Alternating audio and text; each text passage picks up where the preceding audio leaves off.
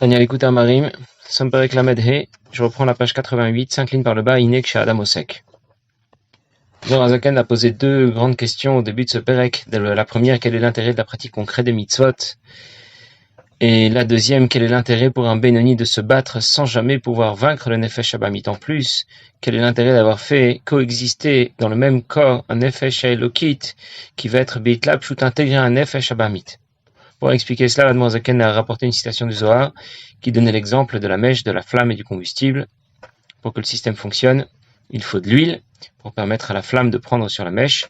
De la même façon, pour que la flamme de la Shrina puisse résider sur nous, eh bien, ça ne peut se faire qu'avec la pratique des mitzvot. La pratique des mitzvot ici était comparée à l'huile parce que les mitzvot expriment notre bitoul, notre effacement devant Akadosh Baruch Hu, un peu de la même façon que l'huile se consume pour pouvoir donner une lumière et une flamme très pure.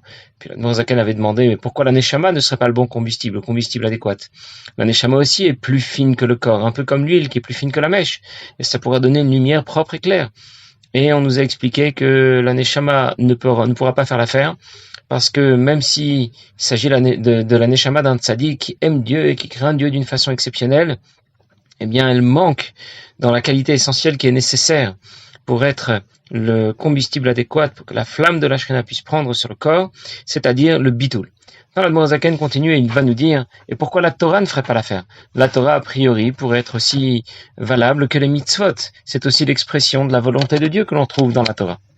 Alors il dit, Inek Shadam Osek Ba Torah, et lorsque quelqu'un va étudier la Torah Zainish Matoshinaf Sheelokit, ça neshama avec l'âme divine, c'est-à-dire l'âme divine, Im Shnelvusha Pnimim Levadam, avec les deux vêtements profonds de l'âme, que sont Shem Koach Dibur Marshava. Comment on étudie la Torah? Avec la pensée, avec la parole. Eh bien, ce sont ces deux vêtements de l'âme qui sont Nirklalot Ba'or Hashem Enso Baruch Hu Miuchadot B'Yichud Gamur, qui vont fusionner avec Akadosh Baruch Hu. V'Ashrat Ashrina Nafsho Elokit. Effectivement, la Shrina va résider sur son âme divine et sur ces deux vêtements les plus fins, la parole et la pensée. Même si une seule personne est assise à étudier la Torah, eh bien la Shrina est avec lui.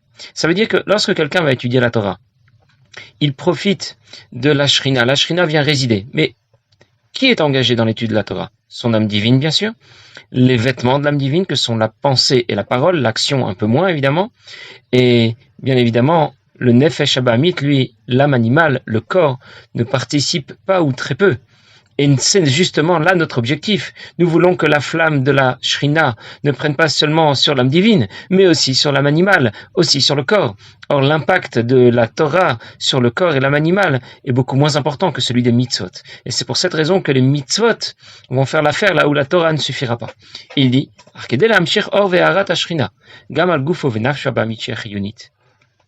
pour pouvoir faire briller la flamme de la Shrina sur son corps, sur son âme animale, qui est intégré à son corps. Eh bien, il va falloir accomplir les mitzvot, parce que les mitzvot engagent le corps, l'action, et pas seulement la pensée, la parole et l'âme divine. Alors c'est la force du corps qui s'investit dans ce geste, le geste de la mitzvah, et qui va rejoindre Akadosh Baruch Hu, sa volonté miuchad b'yichud gamur, et fusionner avec Akadosh Baruch Hu, le vush hashlishi shel nefesh elokit. Et c'est le troisième vêtement de l'âme divine. En d'autres mots, lorsque je pratique une mitzvah, qui est impliqué dans cette mitzvah? Pas seulement l'âme divine, mais le corps, l'âme animale. Quels sont les outils utilisés pour pratiquer cette mitzvah? Quels sont les vêtements de l'âme utilisés pour pratiquer cette mitzvah? Eh bien, c'est celui de l'action, celui du maasé. Alors que lorsque j'étudie la Torah, eh bien, il n'y a que l'âme divine qui s'y engage. Et elle est accompagnée de deux vêtements les plus profonds de l'âme que sont la pensée et la parole. Et donc l'objectif à atteindre, faire dira batartonim, ne peut pas être atteint par la Torah. Alors c'est vrai que la Torah a aussi son avantage. On avait déjà vu dans le Perek He, dans le chapitre 5, combien lorsque l'on étudie la Torah, on fusionne littéralement avec Akadosh Baruch Hu. Alors, je pensais que on fusionnait avec Akadosh Baruch Hu par la pratique des mitzvot. Tout dépend de ce qu'on recherche et tout dépend de quoi on parle. La Torah a un avantage que les mitzvot n'ont pas, et les mitzvot ont un avantage que la Torah n'a pas. Quel est l'avantage de la Torah par rapport aux mitzvot? C'est une fusion extraordinaire que l'on obtient avec Akadosh Baruch Hu lorsqu'on étudie la Torah, qui ne peut pas être obtenue par les mitzvot. Mais l'inconvénient, c'est que ça ne concerne que l'âme divine. Les vêtements de l'âme divine que sont la pensée, la parole, certainement pas l'âme animale ni le corps. Ils participent trop peu dans l'étude de la Torah. On peut se balancer un petit peu, on peut faire participer le corps, on le fait parler, mais pas autant que lorsque je fais un geste technique. Et lorsque je vais pratiquer une mitzvah, je vais opérer un geste technique avec le corps cette fois qui participe, l'action, l'âme divine qui participe. Dans ce cas, j'ai fait ce que l'on va appeler dira betartonim. Et c'est là où je me retrouve, c'est là où je retrouve le divin dans sa dimension la plus haute. Pourquoi? Parce que c'est là la volonté de Dieu. En même temps, nous avons répondu à l'une de nos premières questions. Nous avions demandé au tout début du Pérec. Pourquoi le Nefesh à Elokit doit être introduit dans le Nefesh à Bahamit? Pourquoi ils doivent exister ensemble? Pourquoi ils doivent être colocataires? Ils vont se battre tout le temps. Jusqu'à la fin de nos jours, ils vont se battre et se livrer une guerre sans merci. Pas de problème, je l'accepte. Mais pourquoi les faire habiter ensemble? Et maintenant je comprends, parce que le fait que le Nefesh à Elokit soit introduit dans le Nefesh à Bahamit et dans le corps, va nous permettre d'atteindre l'objectif recherché. Ashra Ator Ensof, que la lumière infinie de Dieu va pouvoir briller, pas seulement sur l'âme divine, mais sur l'âme animale, le corps, le monde qui gravite autour de tout ce système. Et c'est de cette manière que nous allons faire Dira Batartanim, révéler la présence de Dieu dans ce monde. C'est ce que dit tout de suite l'Admour Zaken dans les mots. Vazai Gam Koach Nefesh Achionit Shebegufo Mamash. Alors la force de l'âme animale, que l'on appelle ici Nefesh Achionit, c'est celle qui nous permet de boire, de manger, de vivre tout simplement. Chez Miklipat Noganita Fermer Aletov, elle était transformée du côté négatif au côté positif, puisque maintenant on l'a engagée dans la pratique d'une mitzvah. Elle a rejoint la Gdusha comme le Nefesh Elokit. C'est elle maintenant qui accomplit cette mitzvah. Le Nefesh Elokit n'est pas capable d'interagir sur le corps. Il ne peut interagir sur le corps qu'avec l'aide du Nefesh Abahamit. Donc c'est pour cette raison qu'il fallait qu'ils coexistent tous les deux, qu'ils soient des colocataires, qui est Ruchanit Va'aguf Gashmi V'chomri. D'un côté j'ai l'âme divine qui est complètement spirituelle, de l'autre côté j'ai un corps qui est complètement matériel. Qu'est-ce qui va faire la transition entre les deux? Qu'est-ce qui va permettre le transfert des informations? C'est le Nefesh Abahamit. Pour cette raison, il fallait que l'âme divine soit introduite dans l'âme animale. L'intermédiaire ce sera l'âme animale qui est introduite dans le sang, dans le corps de l'homme. Alors il est vrai que le Nefesh Abahamit restera dans la position où il est. Ça veut dire que il ne s'est pas amélioré, mais il va tout de même profiter de l'ambiance. On ne l'a pas transformé, mais ça va tout de même avoir un impact sur lui, et on va voir quel impact. Je vais d'abord le lire dans les mots, et puis ensuite je vais l'expliquer davantage. Bon, Zaken continue, il dit, l'essence de l'âme divine, de l'âme animale, qui a pris position du côté de son cœur. Shen Midota Raim. Elle représente tous les mauvais sentiments que l'on peut développer. Non pas intégrer la Gdusha. J'ai secoué un loulav, j'ai mis les tefilines, mais mon Nefesh Abahamit, il reste un Nefesh Abahamit. Ça reste une âme animale avec de mauvaises pulsions. Nikolma comme malgré tout. Machadit kafiani Gdusha. Puisque je l'ai obligé à faire une mitzvah, je l'ai soumis à la Gdusha. Balkorchan ninamen. Elle va répondre amen lorsqu'elle va entendre un kaddish. Elle va accepter d'accomplir une mitzvah. Lorsque le Nefesh Elokit va prendre l'avantage, parce que il est situé au niveau de l'esprit, du cerveau, et le cerveau domine naturellement le cœur, comme nous avons déjà vu dans les premiers prakim. Alors, le Nefesh Abahamit rentre dans une situation d'exil, de sommeil. Et donc même si le Nefesh Abahamit reste ce qu'il est, mais puisque je l'ai obligé à faire une mitzvah, le Nefesh Abahamit va rentrer, va être sonné en quelque sorte, il va être comme en train de dormir à ce moment-là, et du coup ça aura un impact sur lui. La pratique de cette mitzvah va tout de même avoir un effet positif. Alors on avait déjà parlé dans le chapitre 13, Perek Gimel, on a déjà parlé de l'impact de la tfila sur notre Benoni. Et donc, a priori, on a l'impression de retrouver ici un peu la même chose. Qu'est-ce que nous avions dit dans le chapitre 13? Nous avions dit que lorsque notre Benoni va prier convenablement, il va prier avec tellement de ferveur qu'il va développer un amour extraordinaire pour Akadosh Baruch Hu. Il va développer beaucoup de crainte pour Akadosh Baruch Hu. Que fait le Nefesh Abahamit entre-temps? Il va dormir. Il sent que c'est pas pour lui ce qu'on est en train de raconter, alors il préfère aller dormir. Et si l'impact de la tefila était suffisamment puissant, eh bien, ce sommeil du Nefesh Abahamit va se poursuivre un long moment dans la journée. A priori, on obtient avec les mitzvot à peu près la même chose, sauf que l'Admour Zaken nous a précisé ici que l'impact des mitzvot était supérieur à celui de la tefila. Parce que nous avons en nous un Nefesh Abahamit, mais pour lequel on peut distinguer deux parties. Il y a une partie du Nefesh Abamit qu'on a appelé le Nefesh Achionit, celui qui apporte tout simplement la vie, celui qui nous fait bouger, manger, boire et dormir. Eh bien, cette partie du Nefesh Abamit n'est pas seulement partie dormir, elle participe à la mitzvah. Et donc, elle accepte de pratiquer la mitzvah. Et c'est beaucoup plus fort que ce que l'on avait obtenu au moment de la tfila. La partie la plus abominable de notre Nefesh Abamit, celle-là est aussi partie dormir au moment où on a accompli une mitzvah. Mais l'autre partie, qui est moins terrible, qui est moins grave, eh bien, elle a accepté. C'est-à-dire que l'impact, c'est vrai, est différent lorsque nous pratiquons une mitzvah et par rapport au moment où nous prions sur le Nefesh Abamit. Même si le Nefesh Abamit reste ce qu'il est, malgré tout, il a accepté ici de faire une mitzvah. Il n'est pas seulement parti dormir parce qu'il a senti que ça ne le concernait pas. Le fait d'avoir pratiqué une mitzvah va éclairer notre Nefesh Abamit. Ça va lui apporter quelque chose. Alors c'est vrai qu'il va pas parfaitement l'intégrer, il reste ce qu'il est. Mais malgré tout, ça lui a fait beaucoup de bien que d'avoir pratiqué une mitzvah. On comprend donc encore plus pourquoi les campagnes de mitzvot que le Rabbi a instaurées sont des campagnes qui s'inscrivent dans l'action. Mets les tefilines, mets une pièce dans la tzedaka, accroche une mezouza à ta porte.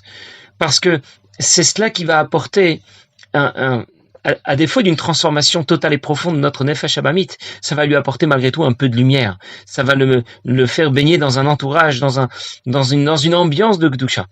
C'est ce que dit tout de suite l'Admor Zaken, Dainu shekoach nefesh achiyonit. La force, l'énergie de l'âme animale, amloubaj basiat mitzvah, qui est intégrée dans la pratique de cette mitzvah. On dit Klal mamash bor Hashem u'miuchad bo biechut gamur rejoint complètement Akadosh Baruch Hu. Puisqu'il est en train d'accomplir une mitzvah, et donc c'est l'ensemble du Nefesh Achionit qui est éclairé ici. Et même si ça reste au-dessus de lui, c'est-à-dire que ça l'éclaire même s'il ne l'a pas complètement intégré, ça reste un effet positif et direct, beaucoup plus direct sur mon Nefesh Abamit lorsque je pratique une mitzvah que lorsque j'étudie la Torah. Pardon, que lorsque j'étudie la Torah aussi, mais lorsque je fais ma tfila. Et le fait de répéter jour après jour une mitzvah, encore une mitzvah, eh bien, va faire baigner notre Nefesh Abamit dans une autre atmosphère. Ça nous apprend quelque chose de très important et de général dans Avodat Hashem. On comprend ici que puisque on met l'accent sur la pratique des mitzvot, et les mitzvot, on n'en fait pas 40 jours de Rosh Hashanah et puis ensuite on s'arrête. C'est pour nous dire que les choses ne se font pas en claquant des doigts dans Avodat Hashem. Comment procéder dans Avodat Hashem? Vous savez comment Akadosh Baruch Hu a fait sortir les Bnei Israël d'Égypte?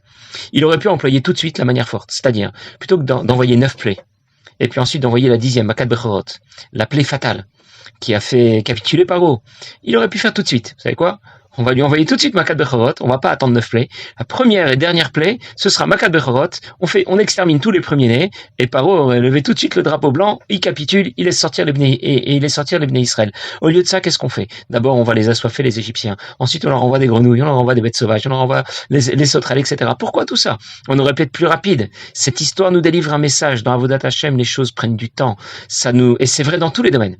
Quand quelqu'un veut prier, mais il faut savoir prendre le temps de prier. Il n'existe pas de prier en 20 ou 30 minutes. Quelqu'un veut étudier, il doit savoir que ça viendra pas en claquant des doigts. Ça va lui demander du temps, des efforts, de la persévérance. Il va avoir une influence sur les autres, c'est la même chose. Ça ne viendra pas en une seconde. Dans le domaine de l'éducation, tout demande un investissement sur le long terme. Parfois, je le vois parfois, des parents vont travailler un mifran, une interrogation, pendant 2 heures avec leur enfant. Et ensuite, ça n'a pas donné les bons résultats. Ils viennent se plaindre. J'ai travaillé pendant 2 heures et je n'ai pas obtenu les bons résultats. Mais ce n'est pas comme ça que les choses fonctionnent. Les choses se jouent sur le long terme. Et c'est vrai dans tous les domaines. On attend de nous des efforts réguliers. On aurait pu nous demander de prier une fois dans l'année. On va prier comme il faut, le jour de Rosh Hashanah, le jour de Yom Kippour. Après, on nous laisse tranquille. On aurait pu étudier, je ne sais pas, on va consacrer 1 semaine, 1 mois, on étudie non-stop, 24 sur 24. Bon, on serait peut-être pas capable. On va dire que 20 heures sur 24 au moins. Et puis après, on nous laisse tranquille. Et on voit que c'est pas du tout ça qu'on nous demande. On nous demande de prier une fois le matin, une fois le midi, une fois le soir. Et puis quand on étudie, le Rabbi instaure des études. C'est quoi? Le Rambam, on apprend 3 prakim par jour. On aurait pu étudier tout le Rambam pendant 1 mois. Après, on nous laisse tranquille. Chitat, on apprend un petit passage du Chumash chaque jour, un petit passage du Tanya, un petit passage de Teilim, de façon à pouvoir les terminer sur le mois. On n'a pas instauré 1 jour d'études non-stop ou 1 semaine d'études non-stop et puis après on nous laisse tranquille. Pourquoi? Parce que c'est la régularité qui paye. Beaucoup plus que l'effort soutenu, ponctuel. Un peu comme le Korban Tamid. Vous imaginez, le Korban Tamid, c'est un sacrifice qu'on offrait au Beth Amikdash au nom de tout le peuple juif. Ça veut dire que le Kohen vient sacrifier un mouton, un peu comme s'il déclarait à Kadosh Baruch Hu, aujourd'hui, les Bnei Israël, l'ensemble du peuple juif, viennent t'offrir un cadeau magnifique. Un petit mouton, un peu de farine et un peu de vin. Franchement, ça a l'air tellement mesquin. Au nom de tout le peuple juif, on aurait pu au moins offrir un taureau, un troupeau de taureaux, au nom de tout le peuple juif. Et qu'est-ce que Dieu déclare? Ah, vous m'avez apporté une satisfaction exceptionnelle. Quel plaisir de voir que le peuple juif m'a offert ce petit mouton. C'est ce que Dieu apprécie. Dieu apprécie plus que l'effort ponctuel, la régularité de l'effort. On n'est pas des sprinters dans Avodat Hashem. On est des coureurs d'endurance. C'est sur la durée et la régularité que cela fonctionne. Et on comprend du coup pourquoi notre journée est remplie de mitzvot. On va commencer par une mitzvah le matin, on va mettre un tzitzit, on va mettre des tefilines, et encore une mitzvah, on va mettre une pièce dans la tzedaka, on va faire notre tefila, on va étudier un petit peu. Et les choses se poursuivent comme ça. Jour après jour, on nous demande que tout s'inscrive dans la durée, dans la régularité. Et on comprend maintenant pourquoi. Parce que petit à petit, on fait baigner notre nefesh à Bahamit dans une ambiance qui va être une ambiance différente. Lorsque quelqu'un a besoin de faire de la rééducation, il va pas chez le kiné pendant 3 jours et puis après il s'arrête. 3 jours pendant du matin au soir. Non, il y va un peu, il s'arrête un jour, encore un peu. Et sur la régularité des efforts, eh bien, il va finir par progresser. Et c'est ce qu'on veut obtenir par la pratique régulière et concrète des mitzvot. Obtenir pour notre nefesh à Bahamit, le faire baigner dans une ambiance de Gdusha, même si on sait très bien qu'il ne sera jamais transformé. Il restera un nefesh à Bahamit. Mais de cette manière, on va tout de même l'améliorer, et c'était notre objectif. Bien, passez une bonne